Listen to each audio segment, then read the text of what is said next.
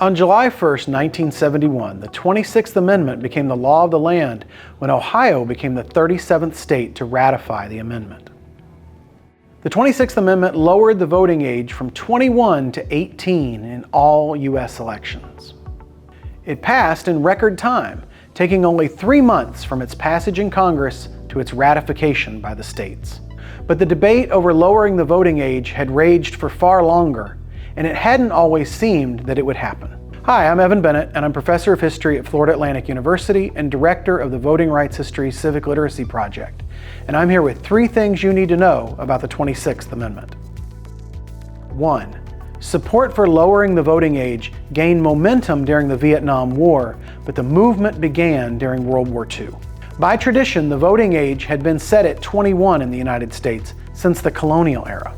It was at that age that people were considered fully adult and responsible enough to have the vote.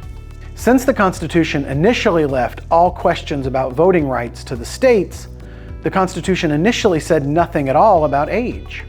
When the 14th Amendment was ratified, it reinforced the idea of 21 as the voting age, when in Section 2 it identified voters as 21 years of age or older.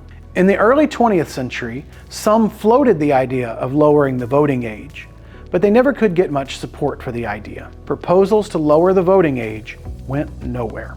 In 1942, however, with the expansion of the military draft to men between the ages of 18 and 21, Senator Jennings Randolph of West Virginia proposed a constitutional amendment to lower the voting age. If young men were old enough to fight, they were old enough to vote, Jennings argued. His proposal did not get much support at the time. However, for the coming decades, Randolph became the strongest advocate for lowering the voting age.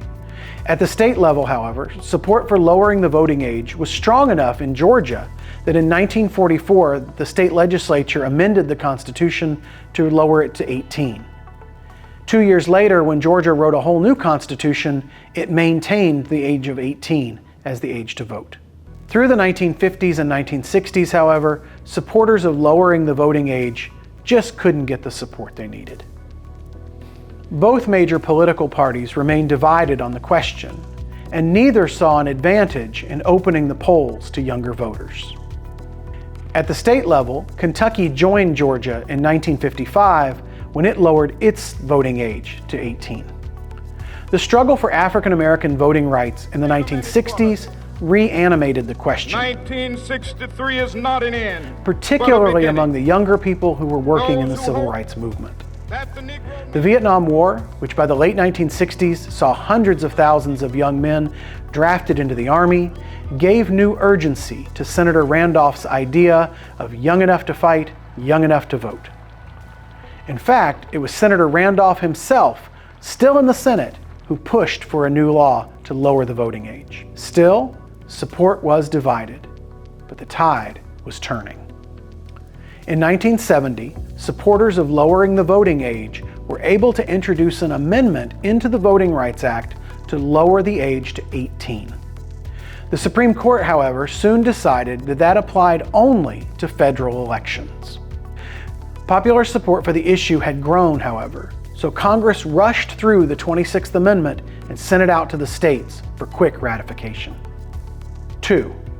Political expediency led to the passage of the 26th Amendment. Americans were largely divided on the question of youth voting up through the 1960s. Opponents argued that people that young lacked the experience and wisdom to be trusted with the vote. Advocates argued that they were adults given lots of responsibilities, including going to war. There seemed to be no bridging the gap. As late as 1969, voters in Ohio and New Jersey rejected initiatives to lower those states' voting ages. But the lowering of the voting age through the Voting Rights Act of 1970 changed the terms of the debate. Mostly because President Richard Nixon believed that lowering the voting age would give him an opportunity to win young voters. Many young people in that era opposed the Vietnam War. Nixon's expansion of the war in 1970 had generated a great deal of anger. Nixon believed that supporting a lowered voting age would help him win young people back. He also believed, rightly, that not all young voters opposed the war or opposed him.